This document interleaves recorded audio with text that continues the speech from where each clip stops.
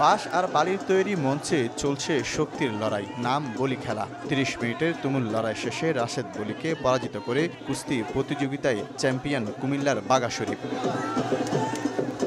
ঘোষণার পর হাত উঁচিয়ে শক্তির জানান দেন চ্যাম্পিয়ন। তবে পরাজয় মানতে রাজি নন রানার্স আপ রাশেদ। পরে চ্যাম্পিয়নের হাতে ট্রফি তুলে দেন city mayor doctor Shahadat Hossain. বলেন, চট্টগ্রামের প্রাণ, শত বছরের ঐতিহ্যবাহী বলি খেলা। এটা চট্টগ্রামের ঐতিহ্যবাহী একটা ট্র্যাডিশন, হেরিটেজ। এটাকে আমরা ধারণ করে আমরা ইনশাআল্লাহ আমাদের বংশ পরম্পরায় সেটাকে এগিয়ে নিয়ে যাব।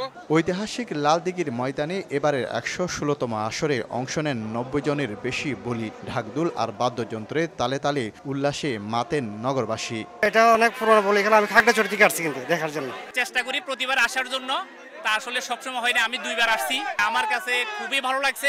বলি খেলাকে ঘিরে লালদিঘির ময়দান এলাকায় বসেছে ৩ দিনের বৈশাখী মেলা, চলবে শনিবার পর্যন্ত। ব্রিটিশ বিরোধী আন্দোলনে যুব সমাজকে ঐক্যবদ্ধ ও শারীরিকভাবে তৈরি করতে ১৯০৯ সাল থেকে চলে আসছে এই বলি খেলা। প্রচলন করেছিলেন ব্যবসায়ী আব্দুল জব্বার সওদাগর। শফিকুল আলম, সময় সংবাদ, চট্টগ্রাম।